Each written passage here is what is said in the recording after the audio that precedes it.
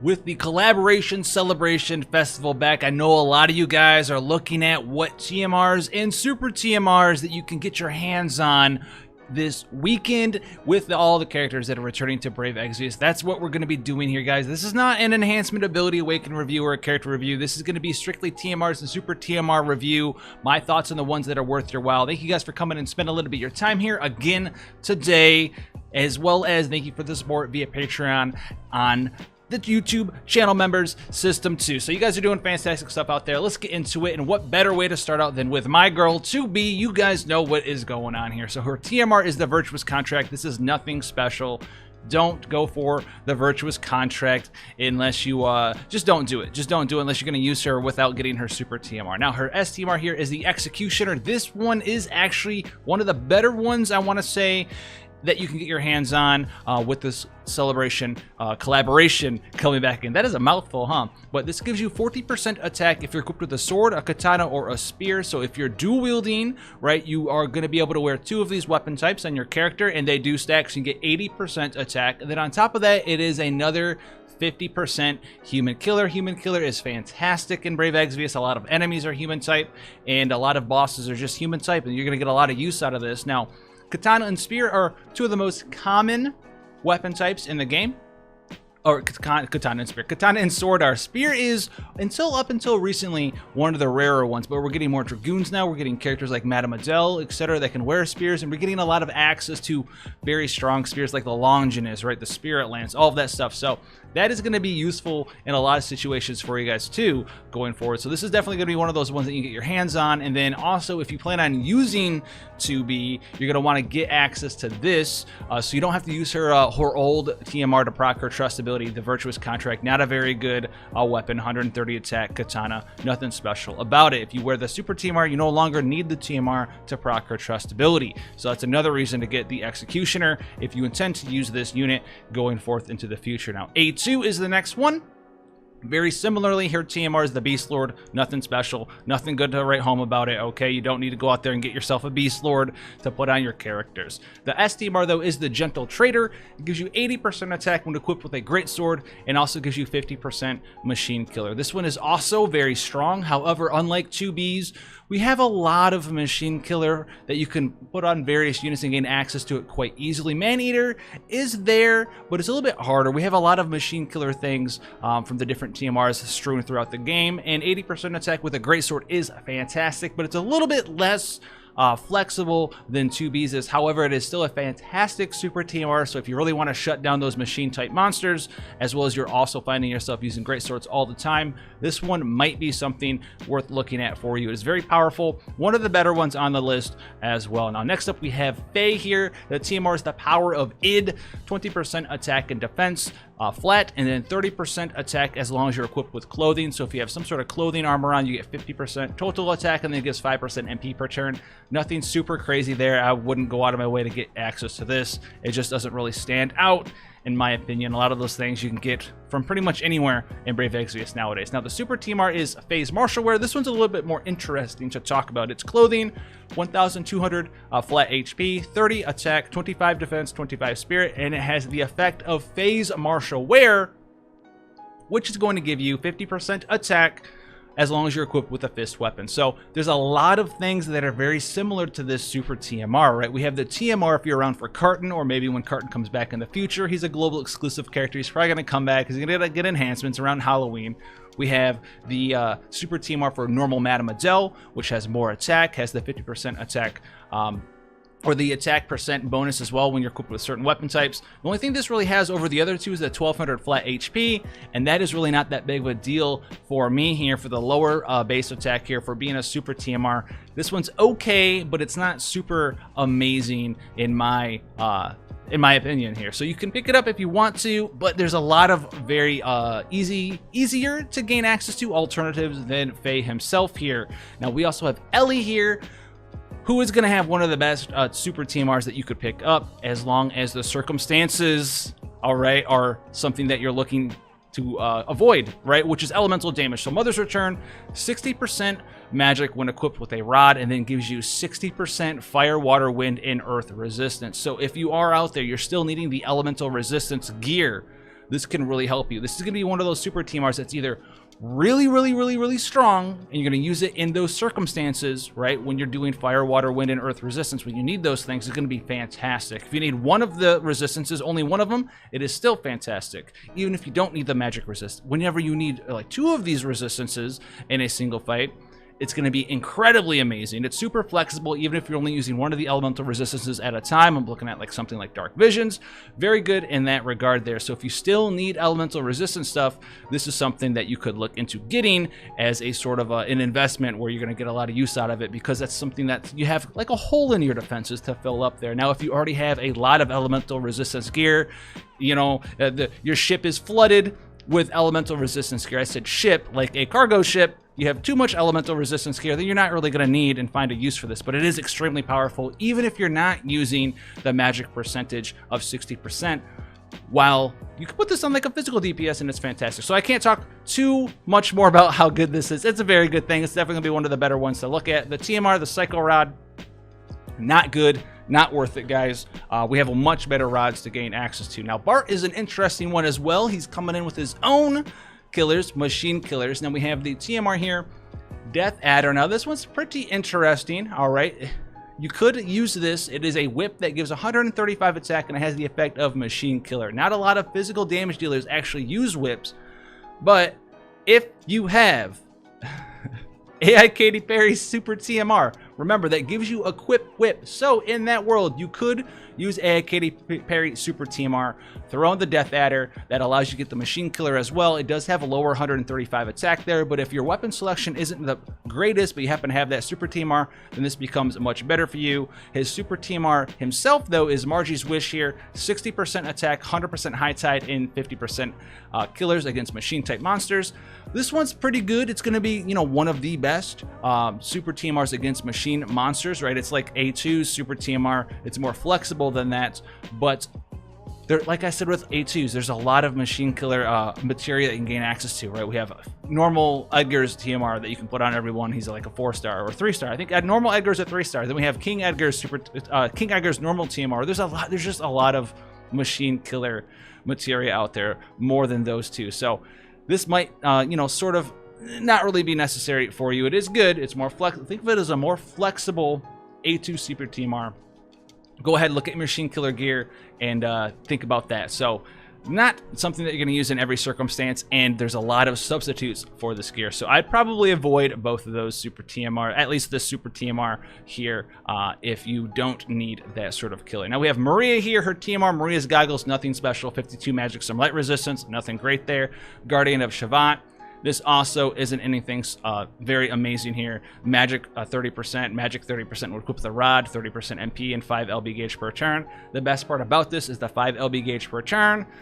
There's a lot of LB gauge per turn gear out there now, guys. You don't necessarily need to go and use your tickets and stuff to go and get Maria Xenogears Super TMR, right? You can go ahead and avoid that one. And speaking of avoiding Xenogears Super TMRs, we have Seaton's Mumia Sword, which is a good Super TMR. It is really good. 176 attack, one-handed katana with 20% attack and 75% human killer. The thing about this, though, even though it is good, there are a lot of alternatives to a Super TMR like this. We have a couple other katanas that do have very similar effects to the Mumia Sword with the human killer and the attack percent up, like Xeno Super TMR, as well as even a trial reward that you can get your hands on there. So you can go ahead and avoid the Mumia Sword, and his TMR is nothing special to talk about there.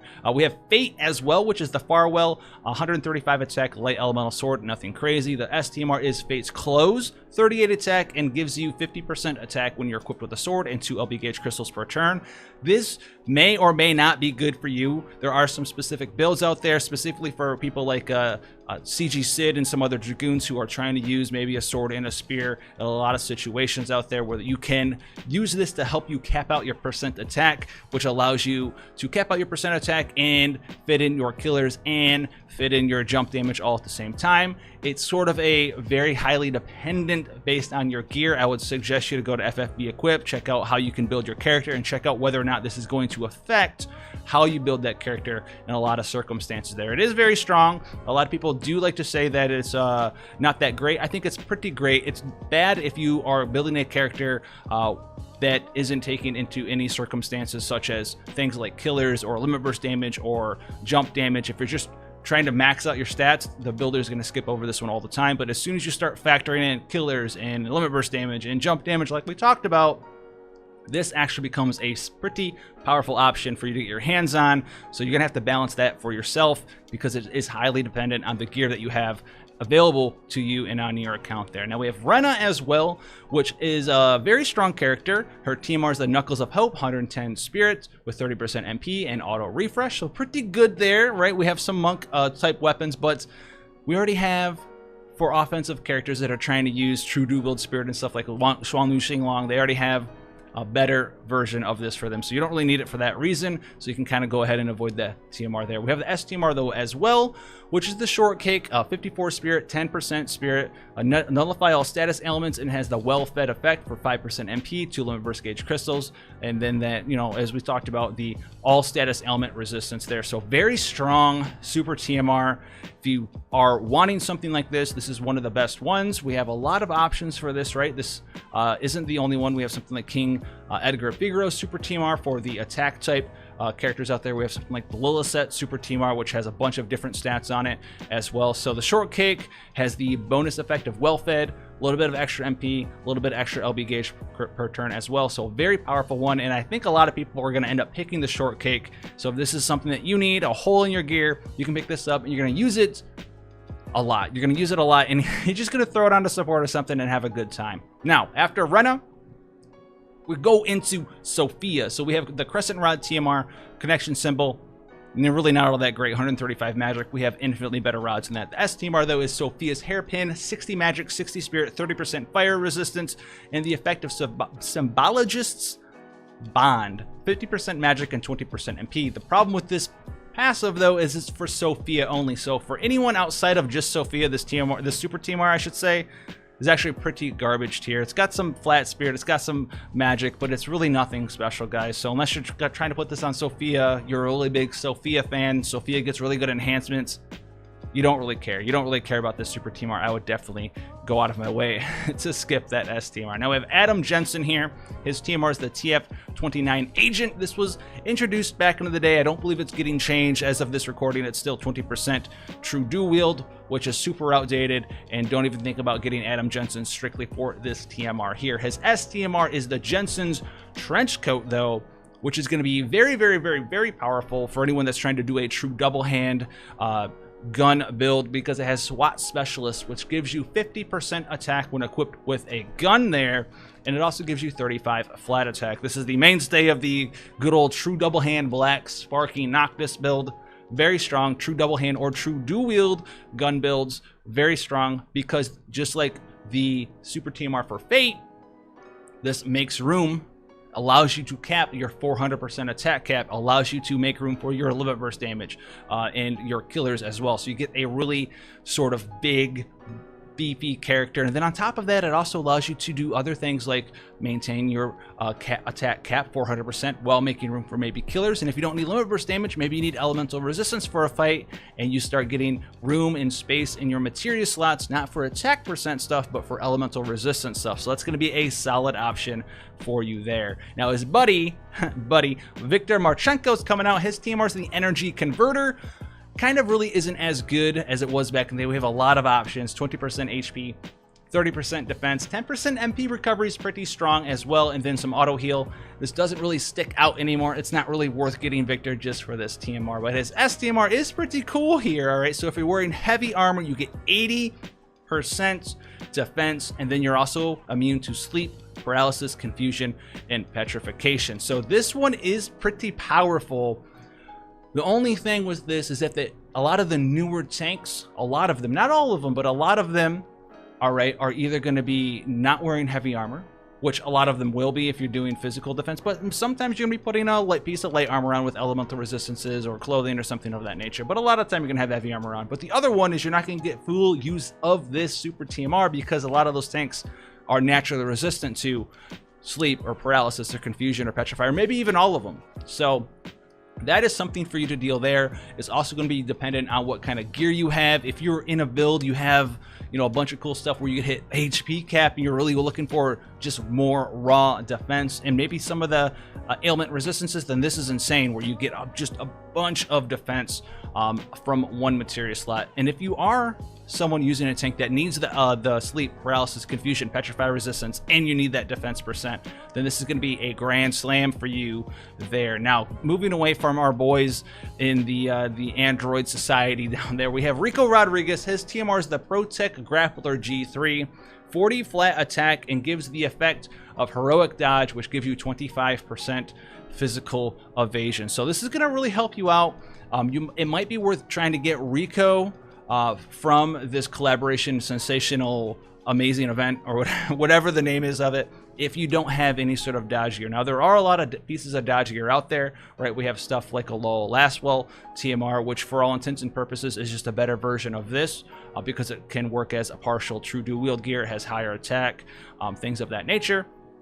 There's also things like the Ring of Lucii and stuff of that nature. But if you're someone who's really being held back by not having the right dodge gear, then this could be something that you could get. You could also get something like Therian Scarf, which is a 4-star TMR, which does give you 25% dodge as well, I do believe. It does have camouflage on it, but camouflage isn't going to matter on a tank. Provoke doesn't care about camouflage, Draw Attack doesn't care about camouflage, and Cover doesn't care about camouflage. The camouflage is super relevant. That's because Draw Attacks and Provoke, that check is actually checked before the camouflage even is factored into the equation there. So don't worry about the camouflage on Therian Scarf. Now that we're talking about Therian Scarf, we got that little PSA out of there. This is a solid option for you though, especially if you're someone using Ring of Lucii. A lot of times I actually use Protect Grappler because there's some fights out there where I don't want to counter with the Ring of Lucii Holy. It's gonna do some weird thing, activate some sort of boss mechanic because I hit it with magic damage, or I hit it with a light elemental attack or something, and I use another option like Therian Scarf or Protect Grappler. Now, his STMR isn't out yet, but we do have access to this as of this recording. It is the W9 Assault Rifle, 175 attack, and it also gives a true dual wield as well. I'm going to assume that it's going to be 50% true dual wield. That makes sense that it's 50% true dual, and that is for everybody. And then it also gives to Rico Rodriguez boost LB damage. So as far as a non-Rico Rodriguez STMR, if you have this on somebody else,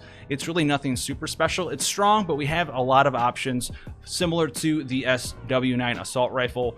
They might be swords though. They're different weapon types. We have one Wild Thing Heirloom, which is the fist. We have Zantetsuken from Radiant Lightning, which is a sword. Now we have the SW9 assault rifle. I think there's a couple other ones as well. So it's good, but it's nothing super crazy. You don't need to go super banana sandwich over the SW9 assault rifle there. Now we also have the Lenneth here, which is the Glance Reviver. Yeah, we don't need this TMR. We also have the Soothsayer Bow, which honestly, you don't need the Super TMR either. Highly avoid this one. She is here, so you avoid it. You avoid it. Don't want this TMR. You don't want this Super TMR either. Now we have Freya, the Ether Laser, 55 raw magic accessory with 20% MP. This was actually a pretty powerful accessory back in the day.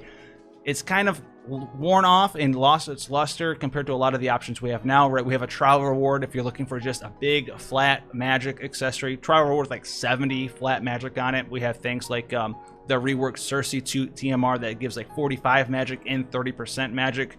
Very, very strong. Those other options are much better than the Ether Laser. Don't go and get this one now. We have the STMR though, the Empress Garland Hat, 40 defense, 50 magic, 50 spirit, 30% HP, silence, and petrify nullification. So very, very strong. If you're just looking for something that gives you a raw amount of stats, this one is going to be very good. That being said, this is not a game-changing STMR where you're going to be able to build a character in a new way, not like the 2B one could, or any of the attack plus killer type of gear that we've gone over. Those can be game-changing for you because it could free up a materia slot so you gain access to more limit burst damage or more jump damage or more elemental resistances. This isn't going to do that for you, really. I know it has silence nullification and petrify nullification 99% of the time. A lot of the new characters are either immune to that, or you're in a fight where you need much more than just silence and petrify nullification. It's a very powerful bundle of stats, but a bundle of stats is all that it is there. Now, speaking of game-changing Super TMRs, we have Arngrim here with Bahamut tier, which is definitely not worth it anymore. Don't fall for this trap. I want to talk about this. This was a very, very, very highly sought after Super TMR back in the day, but the state of the game has changed, ladies and gentlemen. That is going to be gentlemen in 2.7 something, 8 something percent due to YouTube analytics statistics, women. So this is going to be something that I'm going to tell you guys to avoid right now, and I'm going to go over why. So back in the day, right, we didn't have very much limit burst damage, 165 attack, two-handed weapon. That was a great sword, was absolutely insane. It was really hard to imbue your characters for lightning or other elements, and you could kind of just pick one elemental damage type and stick with it, and it was a fantastic because it also had that 30% LB damage, which was a super rare thing to find on gear and equipment and materia. That is no longer the case. The state of the game has changed, right? If you're using a two-handed weapon, you want it to be non-elemental, so you can get imbued, or you can get imbued from your own abilities, or you can get imbued from an ally, so you can be elementally flexible, right? With dark visions, you need to be able to go with the flow of combat. You can't do that with the Bahamut tier. On top of that, we have LB damage, this, that, everywhere, right? You can't hold all the LB damage in the game anymore. So this is definitely something that you should not go out and pull on and use tickets and use your free stuff. It's not good. It's just not good anymore. There's a lot of better options out there to use for Super TMRs. If you get the Bahamut tier now, what you're going to do, you're going to use it only against things that are naturally weak to lightning or don't resist lightning. Anything else, it's not going to be an option for you. The 30% LB damage is not that big of a deal anymore. It's just not good. It's just not that good anymore. I'm going to say it here. You can fight me down in the comment section below. Please do. It's going to help out the algorithm as well. But it's the truth. Don't go for Bahamut tier. So now we also have Lizard Valith here with the Lizard Cloak Tmr. He was pretty new. He was pretty recent. 55 magic, 42 spirit, disconnected from humanity here. 50% dark resist, but that's only for him. It's okay. It's a fine TMR. Super bad on anyone other than him because it's just a bundle of okay stats, so kind of whatever there. The STMR is the Lizard's Tome, 168 magic rod with 50% true dual-wield magic. So this is actually pretty powerful. So if you're trying to put together a true dual-wield mage build, if you're a fan of mages, which I am not, if you've been on the channel before, I actually do not like mages of any kind right now. They suffer from too many things. That's going to change, hopefully in the new future, with characters like CG, Ace, and Rem, where they can be elementally imbued. They have things like the 6x mod chaining cap, all of that stuff.